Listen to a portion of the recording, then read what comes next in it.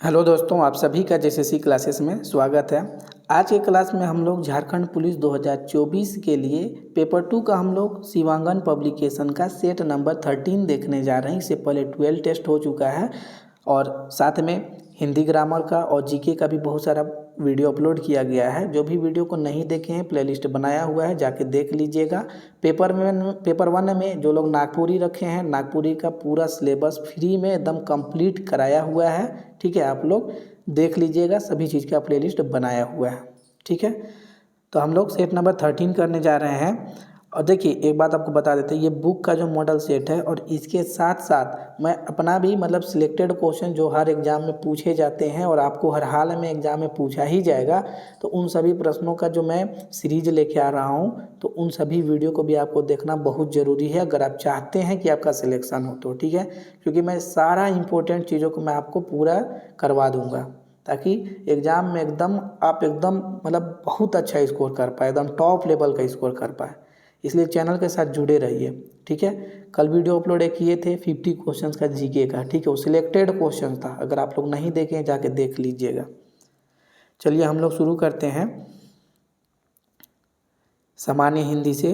ठीक है, और वीडियो को आप लोग लाइक नहीं करते बाबू, वीडियो को लाइक करते जाइए। आप लोग के लिए इतना मेहनत कर रहे हैं, आप लोग का भी ये बनता है कि आप लोग भी लाइक करते जाइए वीडियो को। ठीक है, चलिए पहला क्वेश्चन है, उच्चारण स्थान की दृष्टि से क वर्ग के सभी वर्ण क्या कहलाते हैं। क वर्ग के बारे में पूछा जा रहा है कि क वर्ग के जो भी वर्ण है, जैसे क ख ग घ अंग, इन सभी का उच्चारण कहाँ से होता है, तो आप बताइए। का कंठ से होता है, मैं आपको बता चुका हूँ पहले ही। ठीक है, तो कंठ से सिर्फ क वर्ग का उच्चारण नहीं होता है, अ का, आ का और ह का भी होता है, ये ध्यान दीजिएगा। ठीक है, चलिए नेक्स्ट क्वेश्चन है, हिंदी की विशिष्ट बोली ब्रजभाषा किस रूप में सबसे अधिक प्रसिद्ध है।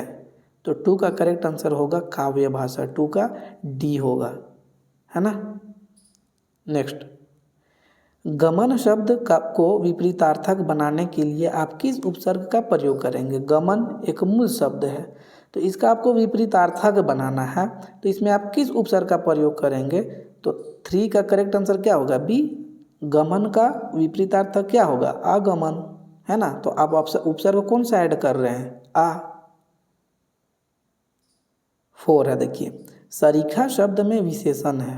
सरीखा शब्द में कौन सा विशेषण है, देखिए सरीखा का अर्थ होता है ना कि गुण हो गया या रूप में हो गया, किसी के समान होना, उसी को बोला जाता है सरीखा। तो यहाँ पे गुणवाचक विशेषण हो जाएगा ऑप्शन नंबर बी।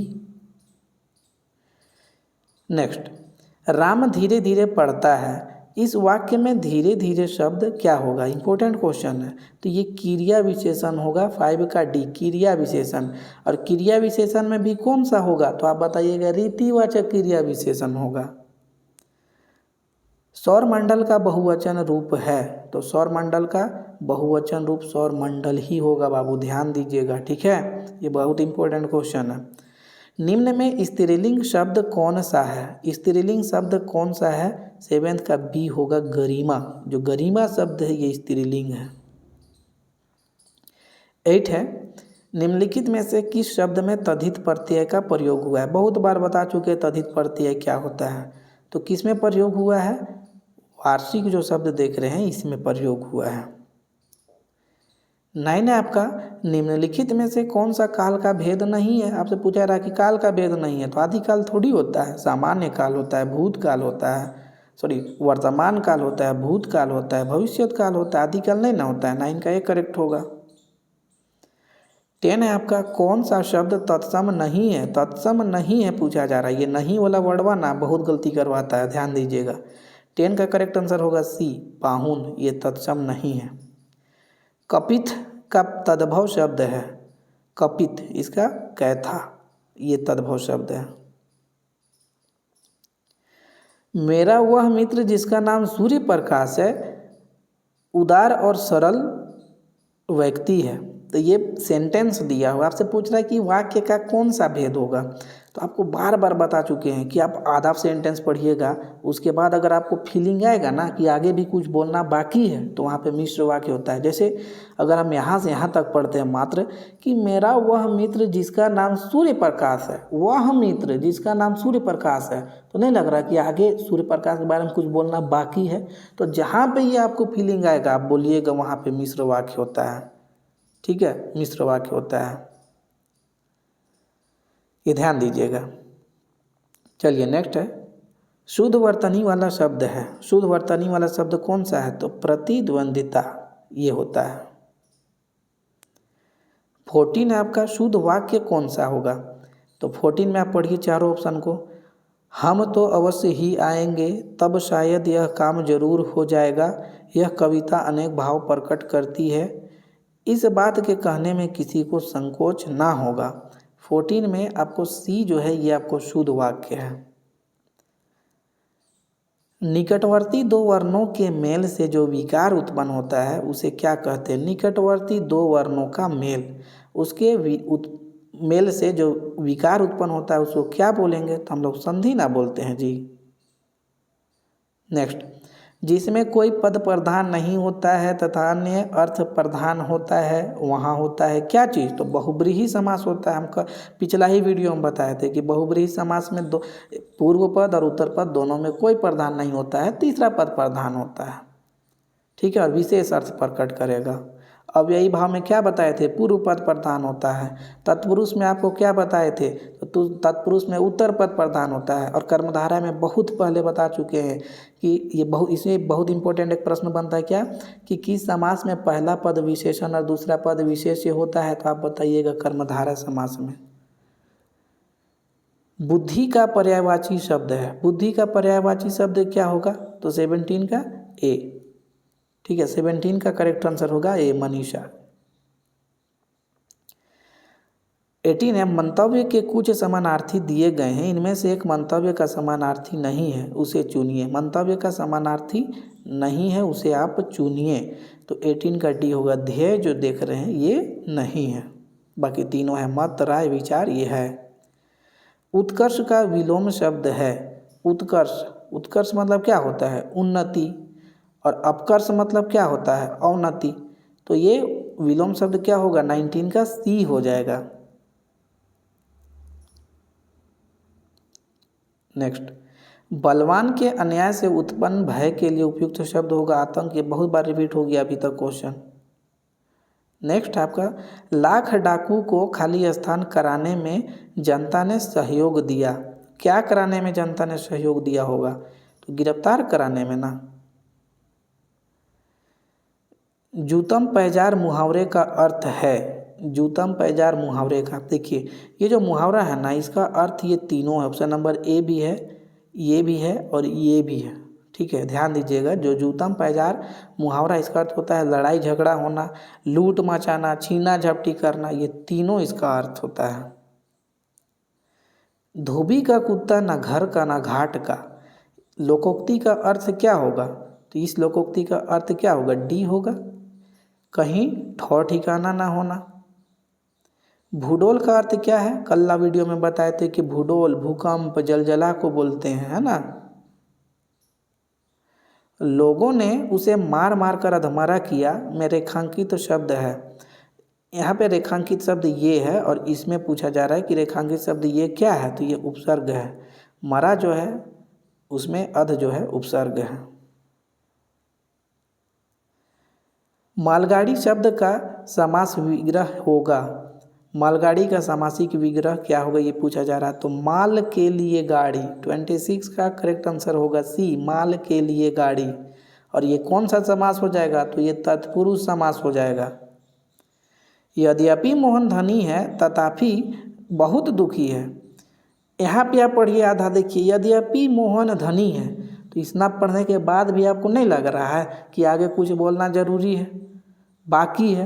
तो आपको जहाँ पे ये फीलिंग होता है हम आपको बोलते हैं, आप वहाँ में मिश्र वाक्य लगाइएगा।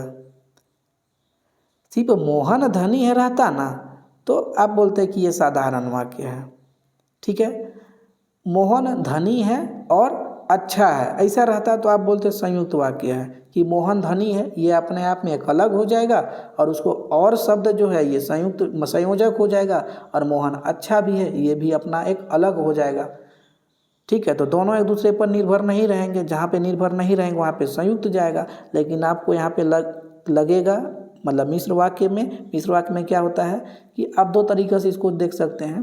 कि मिश्र वाक्य जो होता है उसमें आपको लगे कि आधा सेंटेंस पढ़ने के बाद लगेगा कि आगे और कुछ बोलना बाकी है। ठीक है, और दूसरा बात कि मिश्र वाक्य में जो एक सरल वाक्य होता है वह दूसरे सरल वाक्य पर निर्भर होता है। ठीक है, तो यहाँ पे निर्भर का पता चल रहा है, आप ये भी देख सकते हैं। या फिर आपको ये फीलिंग आ जाएगा कि आगे कुछ बोलना बाकी है, तो आप वहाँ पे मिश्र वाक्य लगाइएगा। और इससे प्रश्न पूछेगा ही। और जो लोग ना जिनको समझ में नहीं आएगा वो लोग गलत करेंगे, और जो लोग जैसे सी क्लासेस का वीडियो देखेगा वो लोग सही करेगा, 100% सही करेगा, इतना अच्छा समझा रहे हैं।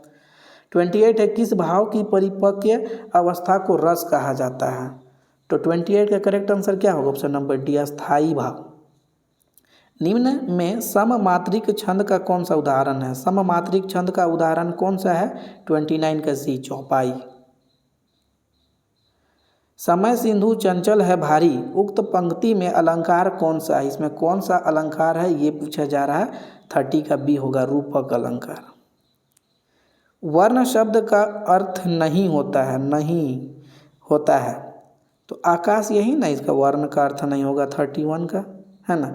बाकी रंग के रूप में भी का प्रयोग होगा, जाति के रूप में भी प्रयोग करते हैं, अक्षर भी हो गया। 32 है, उपसर्ग का प्रयोग होता है। उपसर्ग का प्रयोग आप कहाँ करते हैं? शब्द के आदि में, आदि यानी कि शब्द के पहले, अंत में तो प्रत्यय को करते हैं ना, मध्य में उपसर्ग को प्रयोग करते ही नहीं है, आदि में करते हैं। ठीक है, और आदि यहाँ शब्द ध्यान दीजिएगा, आदि कहने का अर्थ है कि मूल शब्द के पहले। 33 है, निम्नलिखित में पुल्लिंग शब्द नहीं है। फिर यहाँ पे पूछा जा रहा नहीं, कौन सा नहीं है? 33 का सी होगा, नकल जो है ये पुल्लिंग नहीं है। 34, तल्लीन शब्द का संधि विच्छेद होगा, तो इसका होगा ऑप्शन नंबर डी, तत् प्लस लीन, तल्लीन। 34 का डी हो जाएगा। इनमें से कौन सा शब्द द्विगु समास है? द्विगु समास कौन सा है ये पूछा जा रहा है।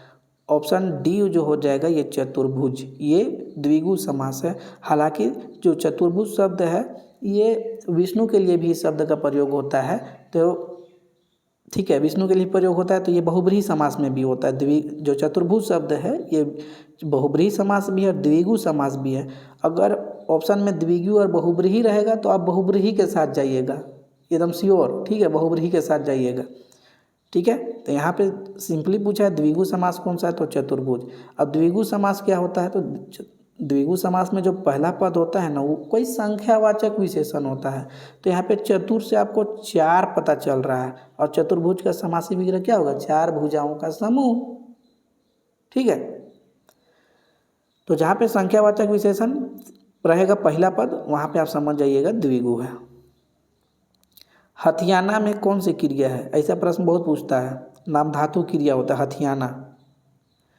37 है, निम्नलिखित शब्दों में एक अनेकार्थी है, अनेकार्थी कौन सा है? 37 का करेक्ट आंसर होगा गोली। अपशकुन का विलोम क्या होगा? अपशकुन, तो शकुन होगा विलोम इसका, है ना। 39, कौन सा शब्द दास का पर्यायवाची नहीं है?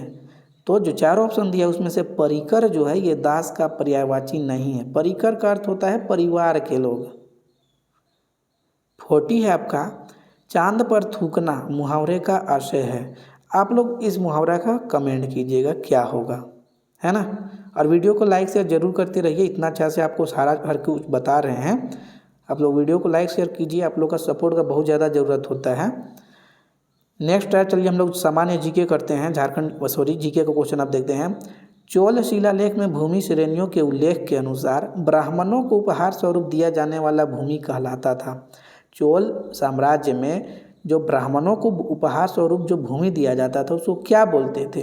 तो 51 का करेक्ट आंसर होगा ब्रह्मदेव। इंपॉर्टेंट क्वेश्चन बाबू। हाँ, 52 है, भारत में तुगलक वंश के बाद किस वंश का शासन हुआ? तुगलक वंश के बाद तो सैयद वंश। ठीक है, पहले कौन सा था? दास वंश यानी कि गुलाम वंश, उसके बाद खिलजी वंश आया, खिलजी वंश के बाद तुगलक आया, और तुगलक के बाद सैयद आया, और सैयद के बाद कौन सा आया? लोदी वंश, है ना, लोदी वंश आया दिल्ली सल्तनत में। नेक्स्ट, भारतीय राष्ट्रीय कांग्रेस के किस अधिवेशन में सर्वप्रथम तिरंगा लहराया गया था? सर्वप्रथम तिरंगा किस अधिवेशन में लहराया गया था? तो लाहौर अधिवेशन 1929। याद रखिएगा, ये बहुत इंपॉर्टेंट अधिवेशन है ना, लाहौर अधिवेशन 1929। इसी में सर्वप्रथम तिरंगा लहराया गया था। इस अधिवेशन का अध्यक्षता किसने किया था? तो पंडित नेहरू, जवाहरलाल नेहरू। बहुत इंपॉर्टेंट बाबू। नेक्स्ट, किसने महात्मा गांधी के साथ नमक सत्याग्रह का नेतृत्व किया था? महात्मा गांधी के साथ नमक सत्याग्रह का नेतृत्व किसने किया था? सरोजनी नायडू, है ना। रेशे वाली फसलें कौन सी है? देखिए, रेशे वाला फसल, अब ऑप्शन नंबर ए पढ़िए, तो गन्ना, ये रेशा वाला फसल थोड़ी है, तो ये ऐसे ख़त्म हो जाएगा। मकई, मकई थोड़ी रेशा वाला है। केला थोड़ी रेशा वाला है, तो ये भी ख़त्म हो जाएगा। कपास, सनई, पटसन और मेस्टा, एकदम ऑप्शन नंबर सी करेक्ट होगा। ठीक है, मकई है ही नहीं, केसर भी नहीं है, तो ऑप्शन नंबर सी होगा। 56, भारतीय वनस्पतिक सर्वेक्षण यानी कि बोटनिकल सर्वे ऑफ इंडिया का मुख्यालय कहाँ स्थित है? बहुत एग्जाम में पूछा गया, आप बताइएगा। कोलकाता में स्थित है। 56 का सी। ये जो मुख्यालय वगैरह हो गया, इन सभी का वीडियो लेके आ रहे हैं आप लोग, सिर्फ चैनल के साथ जुड़े रहिए। स्टैटिक जीके का ये क्वेश्चन, स्टैटिक जीके का लगभग 50 टॉपिक का आपको वीडियो देंगे हम, 50 टॉपिक का। मतलब कोई भी एग्ज़ाम दीजिएगा ना, मतलब मज़ा आ जाएगा एग्ज़ाम देखिए, ऐसा कंटेंट मतलब मेरे पास है वो चीज़ का वीडियो, जब बहुत जल्द अपलोड करेंगे।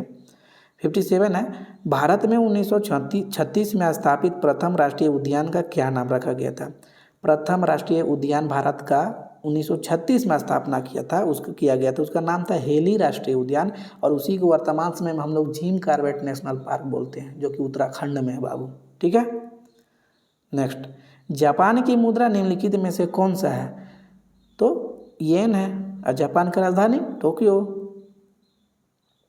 भारत में उच्चतम न्यायालय की स्थापना की गई थी। उच्चतम न्यायालय की स्थापना संविधान द्वारा किया गया था। एक इम्पोर्टेंट आर्टिकल है, उच्चतम न्यायालय से रिलेटेड आर्टिकल पूछ लेगा। कौन सा आर्टिकल में उच्चतम न्यायालय है? 124 में, याद रखिएगा। भारतीय संविधान में किस मौलिक अधिकार के अंतर्गत सभी व्यक्तियों को देश के कानून द्वारा समान संरक्षण दिया जाएगा?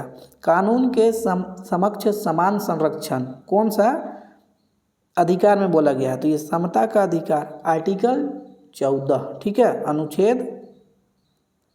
अनुच्छेद 14 में इस बात का वर्णन है। नेक्स्ट, राज्यसभा के सदस्यों का कार्यकाल होता है, राज्यसभा के सदस्यों का कार्यकाल 6 वर्षों का होता है। किस पंचवर्षीय योजना की अवधि केवल 4 वर्ष की थी? देखिए, इस तरह से प्रश्न पूछेगा। अब बताइएगा, 5वीं पंचवर्षीय योजना जो कि 1974 से 78 तक चला था, 5वीं पंचवर्षीय योजना 4 वर्ष का था। देख रहे हैं ना, 74 से 78 तक था, और इसी में गरीबी उन्मूलन पर मतलब मेनली फोकस किया गया था, और ये प्रश्न बहुत एग्जाम में पूछता है। 63 है, माउंट एवरेस्ट पर चढ़ने का रिकॉर्ड सबसे कम आयु में किसने बनाया है? तो 63 का करेक्ट आंसर होगा सी, डिक्की डोल्मा।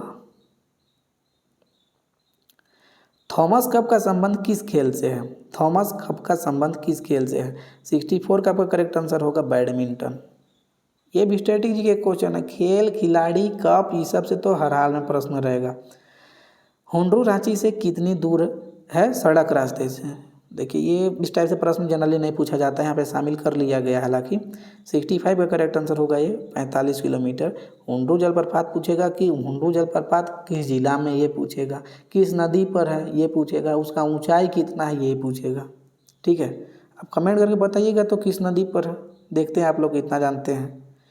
चिकन पॉक्स किस सूक्ष्मजीव से होता है? तो चिकन पॉक्स विषाणु से होता है। नेक्स्ट, उस विटामिन का नाम बताइए जिस किसी भी पशु खाद्य में नहीं पाया जाता है। मतलब कि वह विटामिन कौन सा है जो किसी भी पशु खाद्य में नहीं पाया जाता है? 67 का बी होगा, विटामिन सी, जिसको हम लोग एस्कॉर्बिक एसिड बोलते हैं। इनमें से कौन सा पाचन अंग में अम्ल उपस्थित होता है? पाचन अंग कौन सा है जिसमें अम्ल होता है? आमाशय में होता है ना जी। कौन सा अम्ल होता है? HCl, जिसको हम लोग हाइड्रोक्लोरिक अम्ल बोलते हैं, हाइड्रोक्लोरिक एसिड बोलते हैं। मानव कंकाल तंत्र कुल कितने अस्थियों से मिलकर बना होता है? तो 206। बर्फ का गलनांक होता है, गलनांक पूछा जा रहा है, तो गलनांक कब गलता है? 0 डिग्री सेल्सियस। और 0 डिग्री सेल्सियस को हम लोग क्या बोलते हैं? 273 केल्विन बोलते हैं। यहाँ पे केल्विन में पूछा है, तो ऑप्शन नंबर सी होगा। नेक्स्ट, निम्नलिखित में से किस में न्यूनतम आवृत्ति होती है? न्यूनतम आवृत्ति पूछा जा रहा है। न्यूनतम आवृत्ति यानी कि तरंगदैर्घ्य मैक्सिमम, क्योंकि आवृत्ति और तरंगदैर्घ्य एक दूसरे का मतलब ये होता है, इन्वर्सली प्रोपोर्शनल होता है। ठीक है, अगर आवृत्ति अधिक है तो तरंगदैर्घ्य कम होगा, और तरंगदैर्घ्य अधिक है तो आवृत्ति कम होगा। तो चारों ऑप्शन में 71 का करेक्ट आंसर होगा ए। जो दृश्य प्रकाश होता है, जो विजिबल रेज होता है, तो उसका आवृत्ति इन चारों में न्यूनतम होता है। हजामत में कौन सा दर्पण का प्रयोग किया जाता है? अवतल दर्पण है ना, हम लोग बेहतर जानते हैं। प्राकृतिक रबर खाली स्थान का बहुलक है। VI कर लीजिएगा। प्राकृतिक रबर, ये आइसोप्रीन का बहुलक है। आइसोप्रीन ये एकलक है, मोनोमर है, और इसी का बहुलक जो होता है ये प्राकृतिक रबर होता है। प्रोटॉन इलेक्ट्रॉन से खाली स्थान गुना भारी है, तो 74 का आपका करेक्ट आंसर क्या होगा? 1837 गुना भारी है।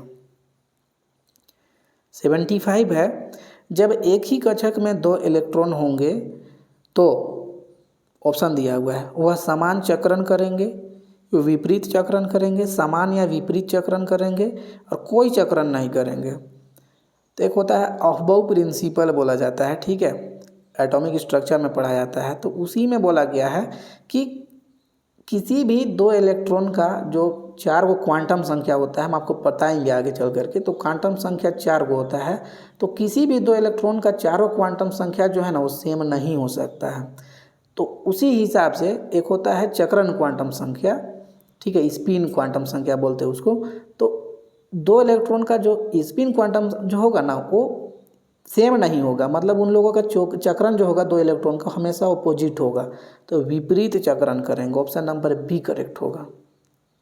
ठीक है, तो ये हम लोग देखे, बहुत ही अच्छे से देखे, और मुझे बहुत उम्मीद है कि आप लोग को बहुत ही अच्छा लगा होगा वीडियो। नेक्स्ट वीडियो में मिलते हैं।